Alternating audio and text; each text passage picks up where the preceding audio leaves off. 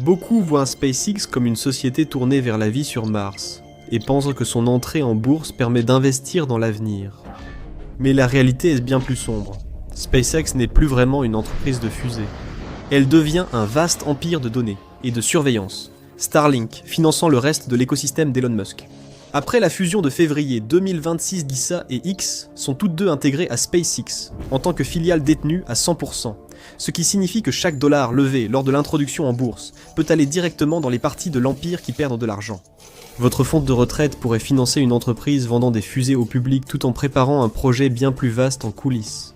Le 20 mai 2026, SpaceX a déposé son formulaire S1 auprès de la SEC sous le symbole SPCX. L'entreprise visait une valorisation de 1,75 billion de dollars et cherchait à lever 75 milliards de dollars lorsque la fixation du prix a commencé le 11 juin et que la négociation a débuté le 12 juin, dit Antatenista. C'était la plus grande introduction en bourse. Celle d'Alibaba en 2014 avait levé 25 milliards de dollars. Saudi Aramco a levé 29 milliards de dollars en 2019 et SpaceX vise près de 3 fois ce montant. Mais le vrai danger, ce n'est pas l'introduction en bourse elle-même, c'est ce qui vient après. Vanguard, BlackRock et State Street sont parfois appelés les trois grands. Ce surnom est loin de leur rendre justice. Ensemble, ils détiennent près de 75% des investissements dans les ETF américains. Aujourd'hui, environ une action sur 4 dans une entreprise moyenne du S&P 500 se trouve dans un fonds indiciel passif, contre 1 sur 14 il y a 10 ans. Lorsqu'une entreprise géante rejoint le S&P 500, ces fonds ne prennent même pas le temps d'y réfléchir. Les systèmes sont conçus pour acheter automatiquement. Il n'y a pas de réunion du conseil d'administration ni de processus d'approbation. L'argent commence simplement à affluer, avec SpaceX atteignant une valorisation de 1,77 billion de dollars. Certains analystes estiment qu'entre 250 et 300 milliards de dollars pourraient affluer vers l'action rien que pendant la première année. Et cet argent ne provient pas de sociétés de capital risque. Il vient de vous, de votre plan 401K de votre ARA, de votre pension d'État si vous en avez une. Environ 60 millions d'Américains détiennent des fonds à date cible ou indiciels, et la plupart ignoreront avoir acquis SpaceX, la transaction s'effectuant automatiquement en arrière-plan. Pour vous donner une idée, 300 milliards de dollars suffiraient à acheter toutes les équipes NFL et NBA réunies, soit plus que le PIB du Portugal. C'est plus que le budget annuel de la marine des États-Unis. Le sommet de la bulle Internet en mars 2000 a eu lieu lorsque la technologie représentait environ 33% du CP500. Début 2026, Microsoft, Nvidia, Alphabet, Meta, Amazon et Apple, à elles seules, avaient déjà dépassé ce niveau. Ajoutez maintenant une entreprise alimentée par l'IA valant 1,77 billion de dollars par-dessus cela. Le graphique dépasse tous les signaux d'alerte historiques jamais établis. Si cette introduction en bourse est une opération de sauvetage, la vraie question est: qui est sauvé? Ce ne sont pas les fusées.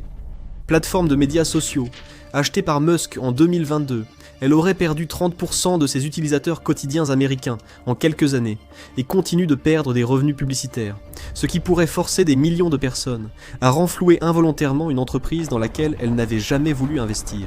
En octobre 2022, Elon Musk a déboursé 44 milliards de dollars pour Twitter, qu'il a rapidement renommé X.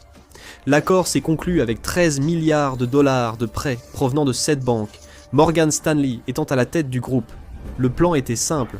Les banques revendaient ces prêts à des investisseurs, touchaient à leurs commissions, puis passaient à autre chose. Mais ce plan a vite échoué. La Réserve fédérale a relevé les taux plus que prévu, rendant l'argent cher soudainement. Les budgets pubs ont baissé. Disney a réduit ses dépenses. Apple a fait une pause. IBM a diminué son exposition. Subitement, les acheteurs de Wall Street ont refusé la plateforme à prix élevé. Le Wall Street Journal a qualifié cela de pire rachat par endettement depuis le crack de 2008 en février 2025. Morgan Stanley a vendu pour 5 milliards et demi de dollars de prêts senior X à 97 cents par dollar. Pimco, Citadel et Apollo les ont achetés. Les banques ont été presque épargnées, mais la dette persiste, ayant juste changé de détenteur. Les intérêts restants dépassent 1 milliard de dollars par an. Cela représente environ 3 millions de dollars chaque jour. Avant la fusion avec XAI, c'était déjà plus que ce que X pouvait couvrir uniquement avec les revenus publicitaires. Et c'est le détail clé que la plupart des gens oublient, car à l'intérieur de l'Empire, toutes les entreprises n'étaient pas autorisées à s'entraider. Starlink et Starshield généraient des liquidités. Même les lancements de Falcon 9 générèrent des revenus. Mais aucun fonds ne pouvait légalement aller à X. Chaque entreprise était séparée par une barrière juridique. Ce mur a tenu jusqu'en février 2026. C'est à ce moment-là que SpaceX a absorbé XAI dans une opération entièrement en action. Le communiqué de presse parlait de l'avenir de l'IA dans l'espace. Tous les mots à la mode sur la puissance de calcul au plus près des satellites étaient présents, mais l'effet réel était la consolidation. Un tour de passe-passe. XAI avait déjà pris le contrôle de X l'année précédente, donc lorsque XAI a été absorbé par SpaceX, la dette et les obligations ont suivi. Tous les passifs se sont retrouvés sur le seul bilan assez grand pour la soutenir. SpaceX a conclu l'accord avec une valorisation d'environ 1000 milliards de dollars, contre 250 milliards pour XAI. Ensemble, cela porte la valorisation privée combinée à 1250 milliards de dollars. L'introduction en bourse était fixée à 1750 milliards de dollars, soit 40% de plus qu'une structure de fusion jamais approuvée par le marché boursier. Mais certains ne voient pas cela comme fidèle à la réalité.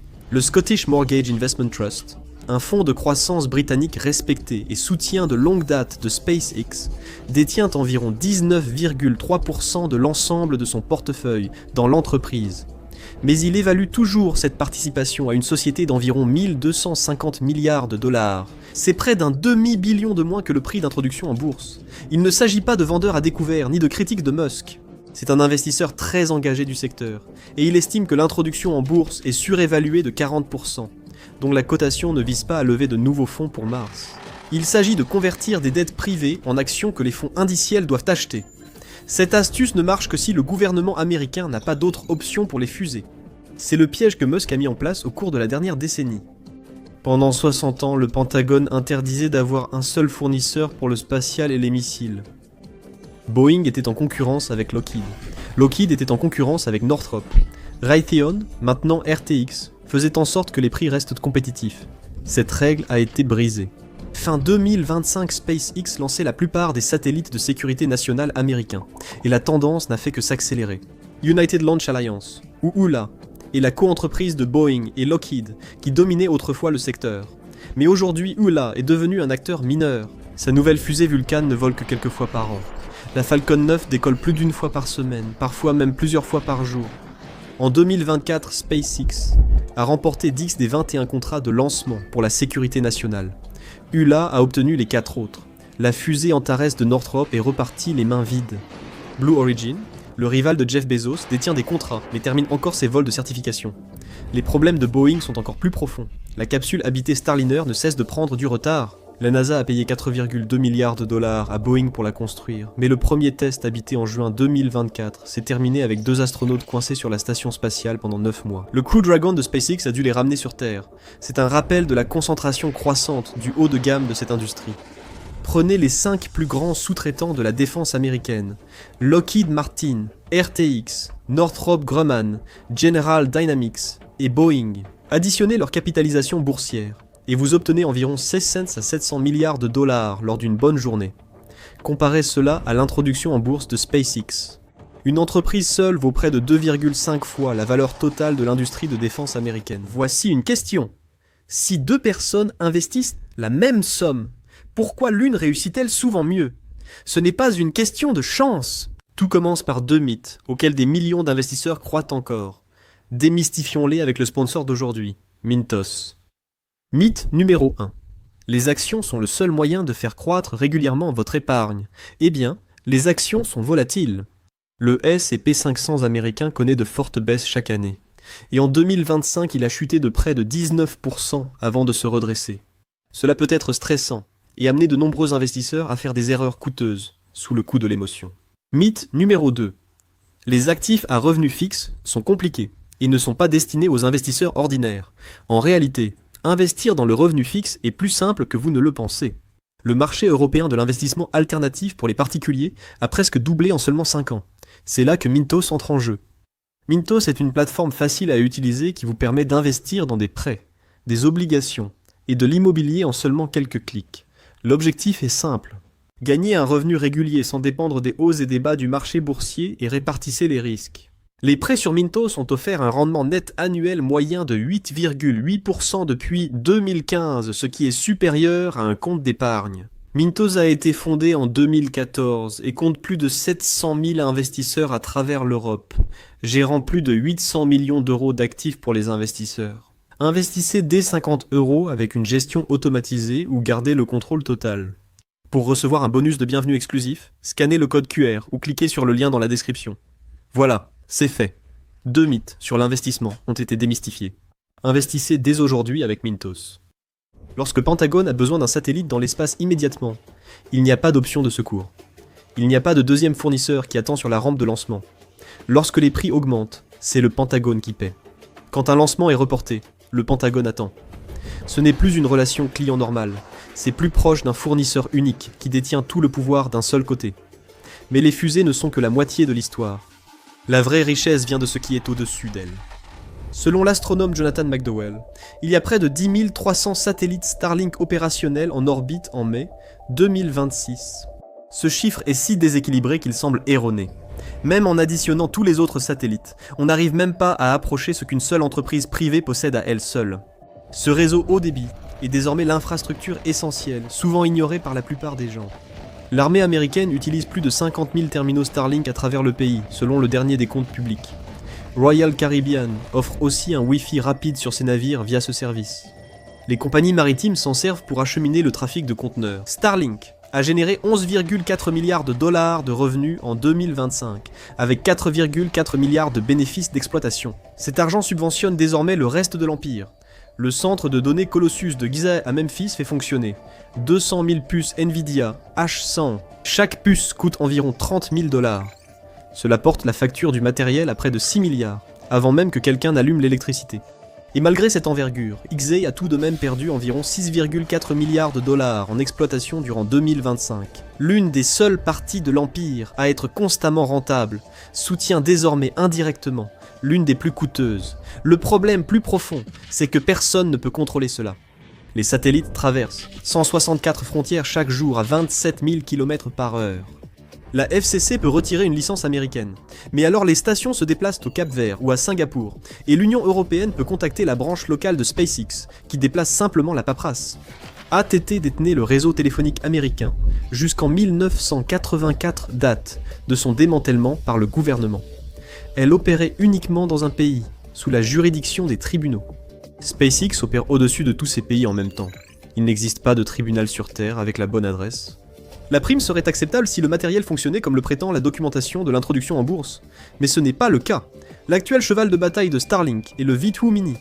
On disait qu'il offrait 4 fois plus de bandes passantes par satellite. Mais la réalité était plus complexe. Les données de Jonathan McDowell et KeepTrack illustrent la situation.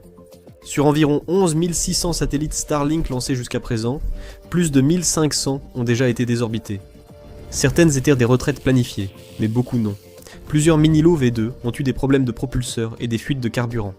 Les pannes les ont contraints à quitter l'orbite plus tôt, parfois quelques mois après le lancement. SpaceX a reconnu ce souci auprès de la FCC, sans donner de chiffres exacts.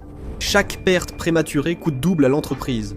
Le satellite ne rapporte plus d'abonnements, et le prochain lancement Falcon 9 remplace l'unité défaillante au lieu d'étendre le réseau. C'est un vrai problème pour un réseau qui doit continuer à se développer. L'étiquette de prix de 1,77 billion de dollars l'exige. Début 2026, SpaceX a abaissé la bande principale de Starlink. Les satellites sont descendus de 340 à 300 miles au-dessus de la Terre, une mesure de sécurité sur le papier. Des orbites plus basses diminuent le risque de collision et favorisent la désintégration des satellites hors service, mais présentent un coût caché. Chaque satellite déjà présent dans cette couche doit allumer ses propulseurs rien que pour descendre à la nouvelle altitude. Cela consomme immédiatement du carburant, ce qui signifie qu'il en reste moins pour maintenir la position au fil du temps, et que la durée de vie opérationnelle est plus courte. Cela apparaît plus tard dans la fréquence de remplacement des satellites et la rapidité d'obsolescence du réseau, comme si un constructeur sortait un modèle dont une voiture sur 7 avait un problème moteur précoce. Certaines sont réparées, d'autres remplacées. La chaîne avance, mais la facture grimpe et la réputation souffre. C'est l'aspect sécurité qui est préoccupant. La FAA a recensé 8 quasi-collisions, rien qu'en 2025. Chacune concernait un satellite Starlink passant à moins d'1 kilomètre d'un autre engin spatial. Chaque semaine, des centaines d'alertes de collision sont émises, la plupart gérées par le système anti-collision de SpaceX. La plupart. Celle qu'ils ratent devient ce que les astronomes nomment un problème de Kessler. Une seule collision projette un nuage de débris, qui frappe d'autres satellites, lesquels génèrent à leur tour plus de débris, et la réaction en chaîne ne s'arrête jamais vraiment. L'orbite basse devient inutilisable pour une génération, détruisant satellites météo et GPS. Avec l'accumulation des dettes et l'apparition de problèmes matériels dans le système, l'inscription avait besoin de quelque chose d'autre pour porter le poids. Quelque chose sans revenu clair pour l'instant, mais assez d'élan pour obtenir une prime sur les marchés. Alors, l'IA a pris le relais. La fusion de février 2026 a transformé XAI, qui était une start-up indépendante, en une entreprise détenue par SpaceX, le tout en l'espace d'un seul communiqué de presse. L'accord s'est fait entièrement en action. Chaque action XAI a été convertie en action SpaceX, et SpaceX était valorisé à environ 526 $ par action, tandis que XA valait environ 75 $ par action. Aucun échange d'argent n'a eu lieu. Les communiqués de presse ont omis un détail crucial. Moins d'1 an avant la fusion, Musk a engagé Sullivan et Cromwell pour évaluer indépendamment XAI. Leur estimation est revenue à environ 80 milliards de $. Lors de la fusion, le conseil d'administration l'avait estimé à 250 milliards. Même entreprise, mêmes actifs, mais une valeur différente. Qu'est-ce qui a changé en 11 mois? Pas grand-chose, honnêtement. Il n'y a eu aucun nouveau produit digne d'être mentionné, ni de nouvelles sources de revenus. Grok 3 a été lancé en février 2025, suivi plus tard par Grok 4. Aucun des deux n'a approché les revenus d'OpenAI, ni les ventes d'Anthropic. ChatGPT seul a généré 4,3 milliards de $ au premier semestre 2025. La valorisation globale d'Anthropic a frôlé les 30 milliards de $ au printemps 2026. Grok n'a généré qu'une fraction de ces résultats, avec moins de 5 millions d'abonnés payants, contre plus de 59 millions pour ChatGPT. La valorisation de XA a augmenté, car l'introduction en bourse l'exigeait. Cela tient à la manière dont les différents segments du marché sont valorisés. Une entreprise de satellite vaudrait environ 6 fois son chiffre d'affaires. Tout ce qui est marqué comme IA peut se négocier à 40 ou 50 fois. Ainsi, intégrer une entreprise d'IA à une société de satellite avant son introduction en bourse ne permet pas seulement d'ajouter du chiffre d'affaires. Vous changez potentiellement la façon dont l'ensemble du groupe est valorisé. C'est pourquoi XAI est intégré à SpaceX avant l'entrée en bourse. Des analystes appellent cela l'empilement. D'autres utilisent un terme moins poli pour cela. The Motley Fool, un site de conseil financier et d'investissement pour particuliers, a fait les calculs en mars 2026. Le S1 indique environ 18,7 milliards de $ de revenus combinés en 2025 pour SpaceX et XAI. Avec une valorisation de 1,77 billion de $, cela implique un ratio cours sur chiffre d'affaires proche de 94. Pour donner un contexte, Cisco a atteint un pic d'environ 38 fois son chiffre d'affaires pendant la bulle internet en mars 2000. Après cela, l'action a chuté d'environ 86%, et il a fallu 25 ans pour retrouver son ancien sommet. SpaceX était valorisé à plus du double de ce sommet. Comment les régulateurs ont-ils permis cela ? Vous pourriez vous attendre à une preuve accablante ici, un sénateur payé, ou une règle spécifique écrite en secret, un méchant bien identifié à pointer du doigt. Il n'y en a pas. Et c'est pire, les bourses américaines ont perdu d'importantes introductions en bourse au profit de Hong Kong et de l'Arabie Saoudite ces 10 dernières années. Les lobbyistes de l'industrie ont fait pression avec force pour obtenir des changements afin de ramener ces introductions en bourse. Chaque modification semblait raisonnable prise individuellement. Raccourcir la période d'examen, assouplir une exigence de flottant et accélérer la divulgation. Chaque modification semblait raisonnable prise individuellement. Rien de spectaculaire, seulement des ajustements progressifs. Aucune loi SpaceX n'a été votée. Les règles sont juste devenues plus souples, note de bas de page après note de bas de page. SP Dow Jones. Indices gère sa propre voie rapide pour les plus grandes introductions en bourse. Snowflake et Airbnb sont entrés rapidement. L'ancienne règle était simple. Une entreprise devait être cotée 1 an avant d'intégrer l'indice, laissant aux analystes et vendeurs à découvert le temps de repérer des problèmes. Cette règle a été contournée tellement de fois qu'elle n'existe pratiquement plus. SpaceX a enregistré 18,7 milliards de $ de revenus en 2025, accompagné d'une perte nette de 4,9 milliards de $, selon les anciennes règles. Un nom qui perdait autant n'aurait jamais été accéléré. Mais avec les nouvelles, il pourrait passer entre les mailles du filet. La politique a aussi joué un rôle. Début 2025, l'administration a mis en place une procédure informelle d'examen d'intérêt national auprès de la SEC. Elle visait les entreprises liées à la défense et à l'IA. Les examens étaient plus rapides et les questions plus souples. L'agence n'appellerait jamais cela un simple tampon administratif, car sur le papier, ce n'en est pas un. Le côté des auditeurs est tout aussi étrange. SpaceX est audité par PricewaterhouseCoopers, qui audite également Tesla. Ce sont deux entreprises qui échangent des actifs, des employés et des contrats à chaque trimestre. Rien de tout cela n'enfreint les règles, mais des écosystèmes d'entreprises qui se chevauchent à grande échelle inquiètent souvent les régulateurs, non pour une illégalité apparente, mais car la complexité devient difficile à suivre. Et il y a une raison à cette inquiétude. Le cabinet était Arthur Andersen, et le client était Enron.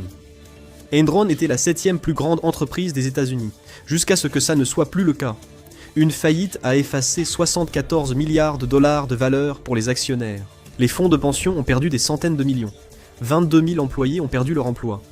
6 mois plus tard, Andersen a été inculpé. 1 an après, le cabinet a définitivement fermé ses portes. Si on rassemble tout cela, le résultat est qu'une seule entreprise, dans un seul dossier, regroupe la défense, les satellites, l'IA et un réseau social sous un seul code boursier. Les fonds indiciels n'ont pas le choix. Si c'est dans l'indice, ils doivent l'acheter. Personne n'a conçu ce résultat. Cela émerge, comme la plupart des problèmes systémiques, par petites étapes inaperçues. Le coup d'envoi a été donné le 12 juin. Ce qui suit, c'est la partie dont les gens se souviendront. L'introduction en bourse de SpaceX paraît logique, mais pour comprendre l'homme derrière tout cela, découvrez la vérité dérangeante sur Elon Musk ou cliquez ici.